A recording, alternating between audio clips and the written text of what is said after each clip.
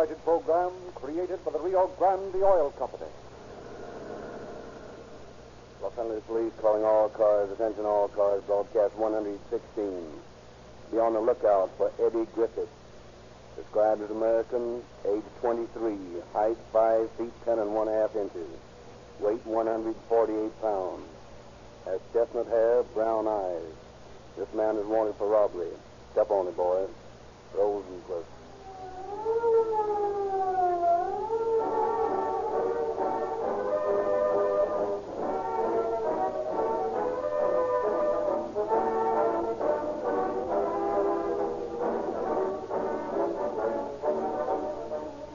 When police announcer Rosenquist radios to a patrol car, "Step on it, boys," the car, which has been cruising so slowly, leaps suddenly into action. Rio Grande cracked gasoline is sprayed into each cylinder. And because it is so finely cracked, it burns instantly, creating acceleration and power that sends the police car roaring to the rescue. Los Angeles police say no other gasoline gives such acceleration and power as Rio Grande cracked. That's why all Los Angeles City's fire engines, radio cars, ambulances, motorcycles have used nothing but Rio Grande cracked gasoline for 3 successive years. The patented, exclusive cracking process gives Rio Grande decided advantages over all other gasoline. Police in other cities have also found that Rio Grande cracked tests faster, more powerful than others. So in Oakland, Berkeley, and in Maricopa County, Arizona, in all the West, Rio Grande cracked gasoline powers more police and emergency cars than any other brand.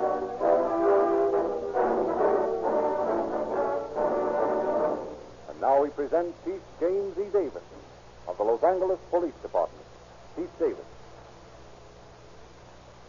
Good evening, friends. I wish to thank the sponsors of this program for their foresight and civic-mindedness in preparing and presenting the program arranged for your entertainment tonight. It serves a dual purpose. It assists the Los Angeles Police Department in presenting to our many thousands of listeners a vivid picture of what the migratory criminal problem really means to police agencies. At the same time, it should serve to make American citizens anxious to preserve their peace and security, more conscious of their duty toward the police in cooperating with them and supporting them in their unceasing efforts to protect the lives and property of our people. The killer, whose career of crime will be unfolded for you here this evening, was a typical migratory criminal who entered the state in the parlance of a hobo by riding the rod and hitchhiking. He carried with him a gun which he had used in Seattle to murder a policeman. Although he was but 23 years of age, he came into California without money, without any visible means of support, and obviously with no intention of working or giving to this state any service whatsoever in return for what it might give him. But on the contrary, as our police records show, he sought to forage in green pastures even if he had to rob and kill to do so. He was a typical, vicious criminal who called himself young Dillinger and committed burglaries and robberies over the length and breadth of Oregon and California. Tonight's story is a true story of one migratory indigent whose criminal career under a proper fingerprint and Border Patrol program might have been nipped in the bud.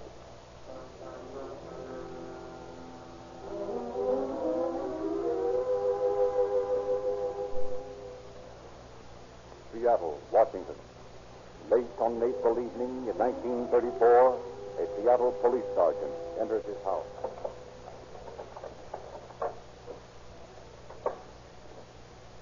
Who's there? Pick him up. Oh, a baby-faced killer. All right, save the cracks and stick up your hands. Listen, kid, you're making a mistake. Shut up. I know what I'm doing. I know, but... My old man put me into this racket when I was 12 years old. I don't need none of your advice. Now, listen, boy. Take the word of an old police sergeant. Oh, a police sergeant? Yes. Well, in that case... you'll never identify me.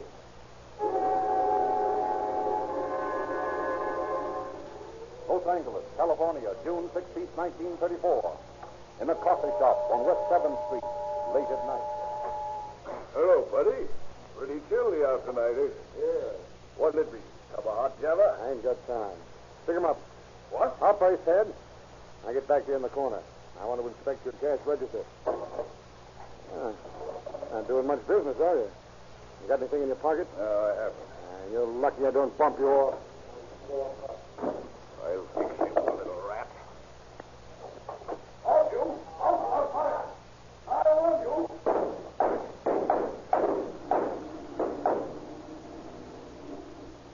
W1516. 2W1516.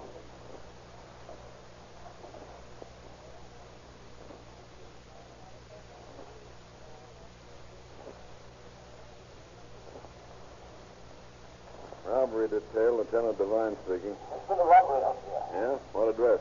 7th and Whitman. We'll be right out. Come on, Tom. What's up? Robbery at 7th and Whitmer.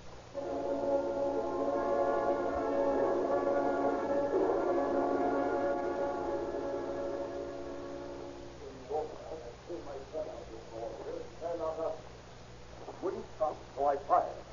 He fired back. He was running across the street all of the time, and when he got to a car that was parked there, he jumped in and drove off. Did you get the license number of the car? I sure did. It was 2W1516. What do you look like? Well, he was a young fellow, about 23, I'd say. Had sort of chestnut-colored hair. About the size of you.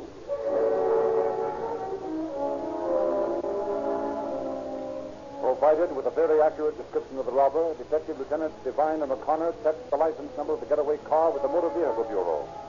Early next morning, they pull up in front of a little house on a quiet street in the southwest district of the city.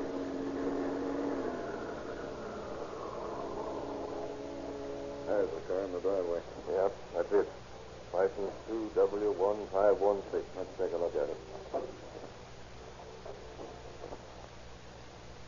Radiator's still warm. Let's go.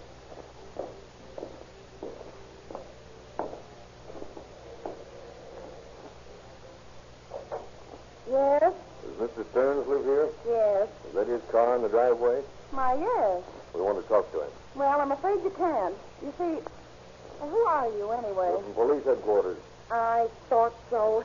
I knew he'd get into trouble. Where is Mr. Stearns now? He's asleep. I'll have to wake him up. Oh, I don't dare to. Why not? He'd break my neck. He's sleeping it off. Just got in then, huh? Well, yes, just a little while ago. Say. He's been on one of his tears. Gone 2 days this time, and I'm getting sick and tired of it. Well, if you're afraid to wake him up, we'll have to. Very well, but you better be careful. He's awful mean-tempered. Don't worry, ma'am. I think we can handle him. All right, then. He's in that bedroom in there. I can hear he is. Come on, you. Wake up. You gotta shake him harder than that. Okay, come on. Wake up. Press those nerves behind his ears, Tom. That'll bring him out in a hurry. Okay. All right, now, wake up, I said. Oh. What do you want? Get up and get your clothes on. No way, I'm asleep. Get up. You're under arrest. Under arrest? Hey, can't a guy go on a drunk without getting arrested? Not when he holds up restaurants. What? I suppose you didn't hold up that coffee shop on 7th Street last night. I sure did. Where were you last night? Down at sales joint. Sockside. It doesn't look much like the description of that, Jerry. I know, but we'll get him mad enough to spill. Down at Paul's joint, huh? Sure, I can prove it. By some of them husbands you were down there with, I suppose. Oh, shut your face, old woman. You're in a tough spot, Stearns. Your coupe was used as a getaway car last night in a holdup. See, that dirty bum. Who? That Ben Kennedy. Who's he? Well, he borrowed the car last night and said he had it ready. So he went on a hold-up, huh? Yeah, but he had some pals with him. Sure you weren't along? Not me, I swear it. I didn't put a foot out of that place last night. Because you couldn't walk. Oh, shut up. Get on your pants, Stearns. We're taking you in until we can check your story.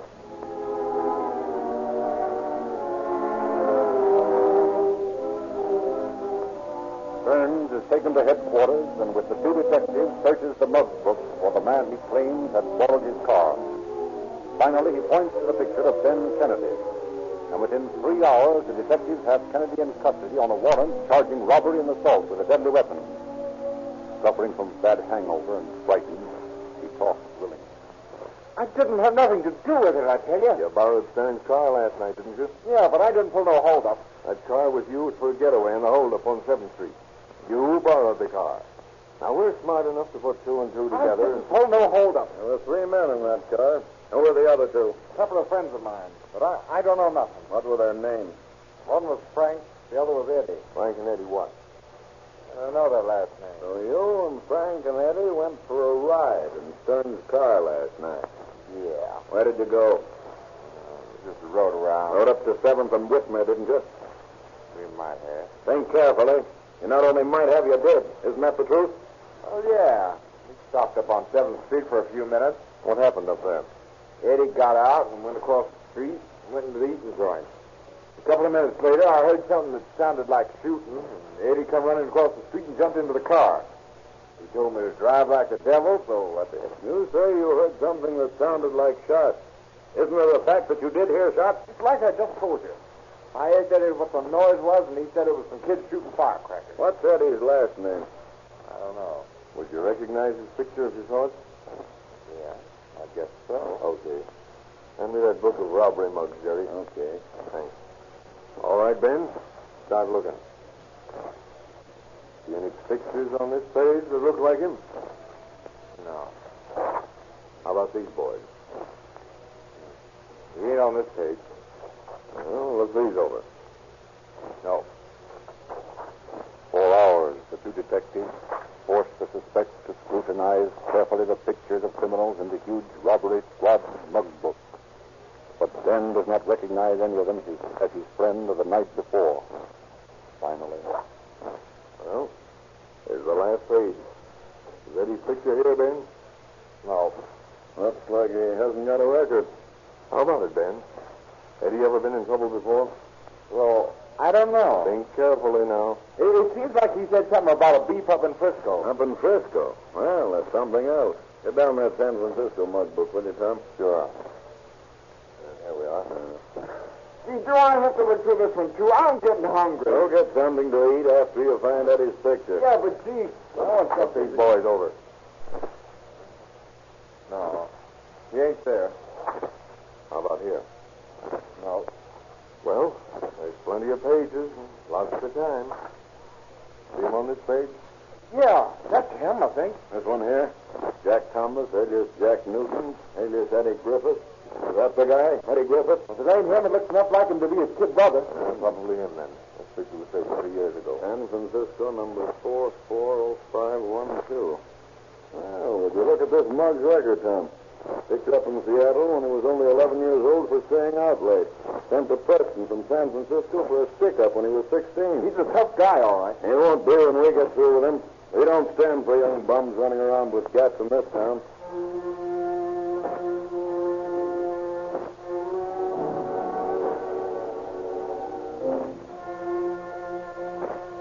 Fearing for the consequences of his friendship with the young hoodlum with the long record, Ben leads the officers to an apartment on South Berendo Street, where he had stayed with Frank and Eddie. But when they arrive, the apartment is unoccupied. The detectives summon the landlord. Yes, gentlemen. What was it you wanted? They're looking for the boys who have this apartment. You know anything about them? No, I don't. I never pry into my tenants' affairs so long as they pay the rent. When were they here last? Well, they weren't here last night, I'm sure. They left yesterday afternoon with a couple of miles. I've seen them drive away in a tan Chrysler. Yeah, probably stolen. Hey, Tom. Yes? That's what I found in this desk drawer. What? Scrap of paper. Says straight down Clinton to Larchmont, turn to the left. Larchmont Theater. And here on the back is a map of the theater lobby showing the position of the box office. Does that mean anything to you? Sure. Larchmont Theater was robbed in daylight last week. And our friend Eddie Griffith probably did the job. You know anything about that one, Ben? No. Now, we'll take Eddie's mug to the manager of the theater. Say, do your tenants leave their cars back there in that yard? A lot of them do. Why? I just wondered. Got a hunch, Tom. Let's look over those cars that are out there. Okay. There's a rear entrance right at the end of the hall. Come on. We'll go see if the license plates check with the numbers on the registration slip. You got it, huh? Yeah, not a bad idea. I'll take a look at this whole Buick. 7D4128. Yeah, the light slip, fellas. 7D4128. Well, that's mine. I keep the tarpaulin over to protect the paint job. Give me a hand with it, will you, Tom? Sure. Hey, sure you can. You know, it's just a week it's going. Pull it back this way. Yeah. I thought so. Use this car not very often. I guess I haven't had it out for a week. It's registered for 1934, isn't it? Well, yes, of course. You remember your license number? It certainly is 7D3986. Why aren't the license plates on the car? What? Well, they're gone. They certainly are. And I've got a hunch when we pick up a tan Chrysler Coupe with license number 7V3986 on it. Better get phone back to headquarters, Tom. I'm going over to the Larchmont Theater to check that guy's job against Eddie's picture.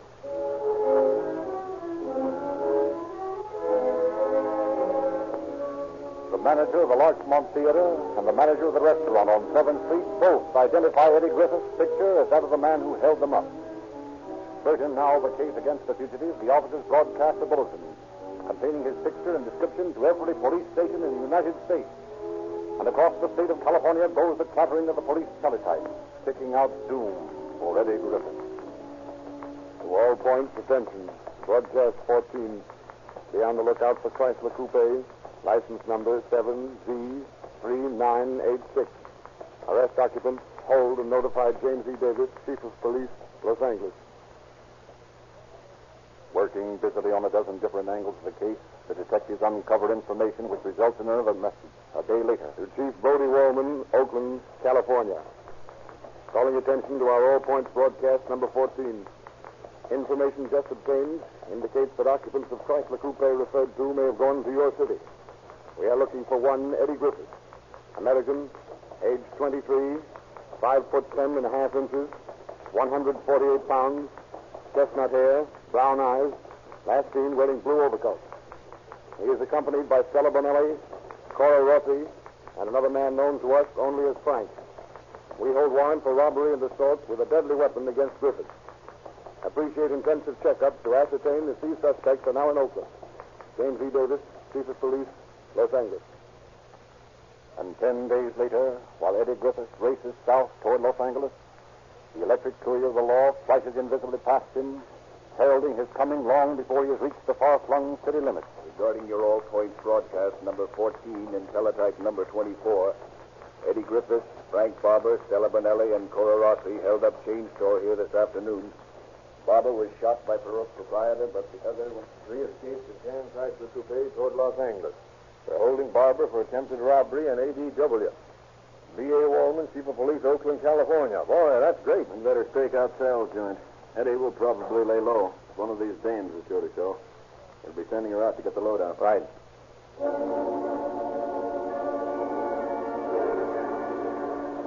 For all of one sleepless night and half of the next day, Detectives Connor and Devine stake out Sal's joint. And then, toward evening... There comes a fella down the street. Sure, sir. Sure. Couldn't miss. Ben said she was up to half pint. Tough-looking ditch, isn't it? Yeah. Oh, beg your pardon, sister. On your way, Mother. I'll call a cop. That won't be necessary. You'll just step into this squad car, Miss Bonelli. We'll take you for a little ride. Oh, it's a big idea. We just want to question you a little, that's all. Say, look here, Frank. I wouldn't want to have to get rough with such a little girl. Now get into that car.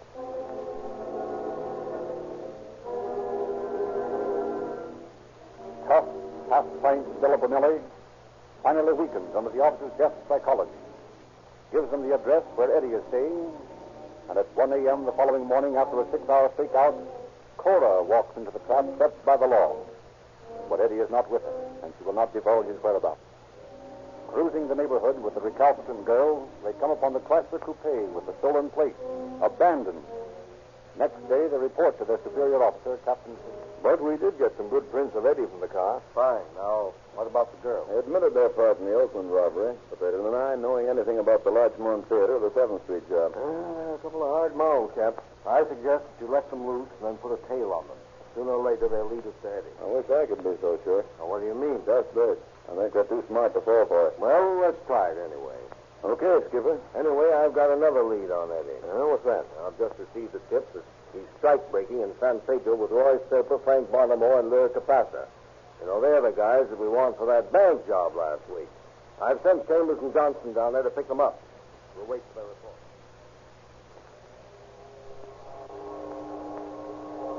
Hello there, Chambers. Hello, Bill. How do you like this harbor duty? I don't. This 12-hour shift is killing me. You guys in the Detective Bureau got it stopped. Yeah, we don't work 12 hours. We work all hours. Have your feet on a desk in City Hall. Go on, Bill. You know how easy you guys in uniform have it. I'll trade. What are you doing down here? Looking for a couple of strike breakers that are pretty good at breaking banks. Oh, who are they? I know most of the boys. Well, look at these pictures. And they're probably using phony names. Sure, I know these guys. They're working just down the dock here. All right, come along with us. I think they're unloading this copra ship. Yeah, there they are now. Coming down the gangplank. Come on. Uh-oh. They've seen us. All right, boys. Stand right where you are. Hey, come back here, you two. They're running up the gangplank. Tackle that last one, Johnston. Come on. Maybe these cuts will keep you quiet. What's a big idea? What do you guys want? Shut up. Take care of them, Bill. Johnston and I are going to search the ship for the other two.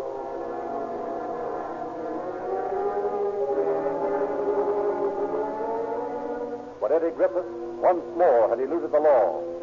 He and Bonamore successfully escaped through the ship's bilge, and although within a few days the robbery squad picked up Bonamore and Capassa, the other members of the bank robbing trio, and subsequently sent them to San Quentin, Eddie remained at large.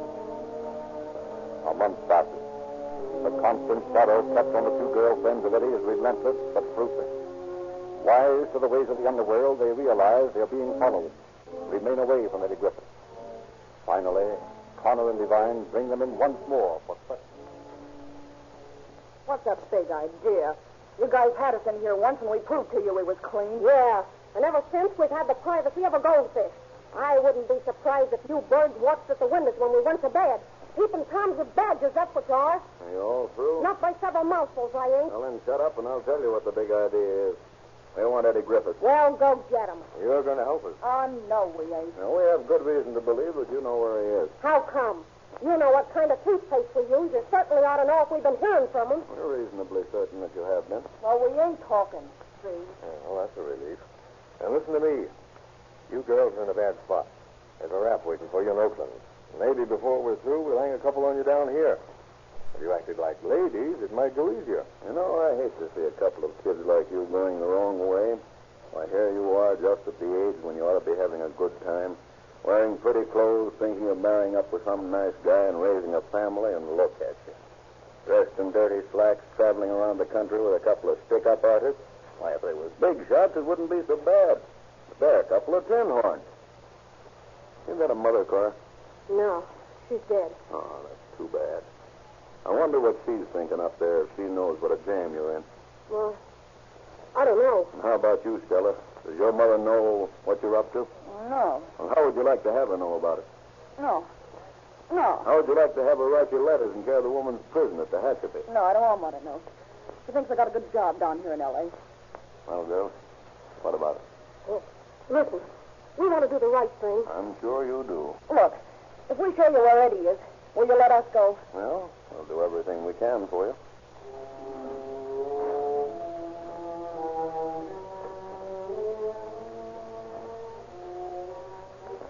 Completely swayed by the shrewd psychology of the two officers, the girls lead them to Eddie's hideaway on Beaudry Street. But again, the officers arrive too late. Eddie has escaped. And that night, another holdup occurs in which Eddie is described by the victim. And then, 2 days later, Captain Figger receives a letter from the Seattle Police Department. He sends for Connor and Devine. Boys, I've got a letter here that'll interest you. From the Seattle Department. They say, the Eddie Griffiths referred to in your bulletin is known to us as an incorrigible juvenile. We last heard of him when he was sent to Preston from San Francisco. However, investigation of recent holdups and the murder of Police Sergeant Donovan in April point to this subject as a suspect. Several victims have identified Griffith's picture as man who held them up. And the single witness who saw a man leaving Sergeant Donovan's house after he was murdered feels reasonably sure that Griffith is the man. Please inform us if you have placed him in custody, that we may begin extradition proceedings and bring him back here for questioning. Well, boys, what do you think of that? Oh, looks like this case is bigger than we thought. So the bum's wanted for murdering an officer, eh? No, we'll never stop until we get him. I was getting a little tired of all this trouble for a stick-up artist, but this changes everything. Oh, pardon me just a moment, please. Captain Seeger speaking. Yes? Yes? Okay, thanks. Well, boys, maybe this is your last day on the case. Well, what do you mean? Things are happening fast. That was a tip that Griffiths is leaving town. He's to meet a pal of his at the corner of 7th and Alvarado at 1 o'clock. That's just an hour and 15 minutes from now. Call the boys in. Into the captain's office, you guys. Now, boys, we're going to pick up Eddie Griffiths at the corner of 7th and Alvarado at 1 o'clock. Oh, that hold-up guy. Well, he isn't only a hold-up guy. We just learned that he's wanted for the killing of a police officer in Seattle last spring. Now, listen. I want you all to get a good look at his mug here. See? So that you'll recognize him. Now, listen. Here's the plan. Captain Berger, you and your partner will be parked in a car on 7th Street heading west, as close to the corner as you can get. Carter, you and Devine park on Alvarado heading north. Chambers on 7th heading east. Johnson, put on a pair of overalls and hang around the northwest corner by the park. Now, you two men, hide in one of the stores on the northeast corner of Alvarado. Use your own car so that you won't cause any suspicion.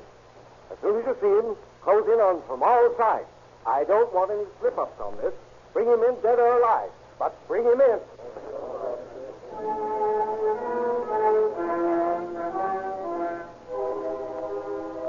Within 15 minutes, the men are staked out, assigned positions at the corner of 7th and Alvarado, looking as little like police officers as possible. Traffic streams past the busy corner. Hundreds of people in the noon-hour luncheon crowd hurry by, oblivious of the tense group of police who eagerly scan each passing face, each sleeping automobile, ignorant of the fact that at any moment this intersection may become another battlefield in the war against crime. Finally, after an hour of nerve-wracking alertness, Devine stiffens with excitement. There he is. Where? That gray Ford Roadster turning north into Alvarado. Still at the gun. Now, the lights again. Can't help that. Take a chance.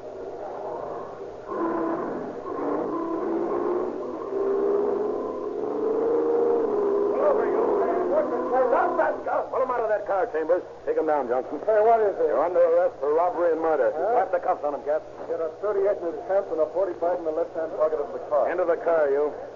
What's your name, buddy? My name? Young Dillinger. Yeah? Well, my name's young Melvin Purvis. Let's go, Connor. Bless me, it certainly takes a lot of them detectives to arrest one young kid.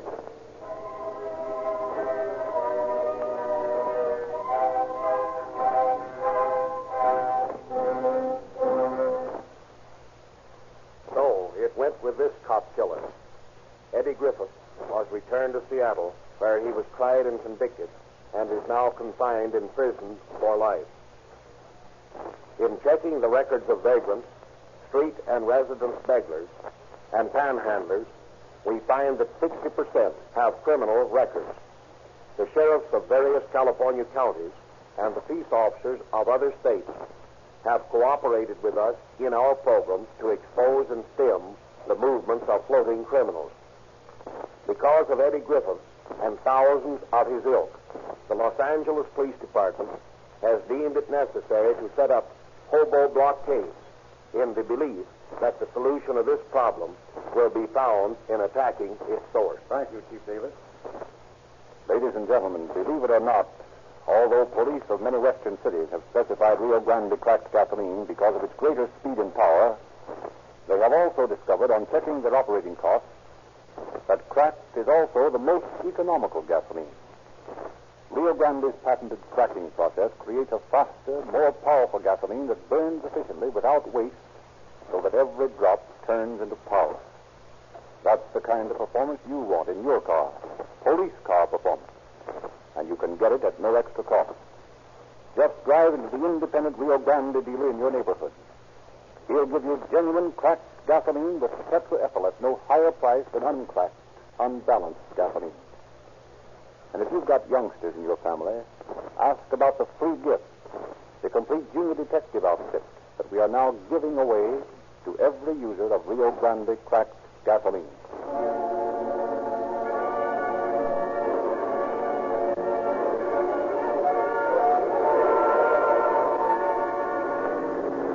Los Angeles Police calling all cars, attention all cars, cancellation broadcast 116 regarding Eddie Griffith for robbery. This case is now closed. And that's all. Rosenquist. This is Operator Frederick Lindsley bidding you good night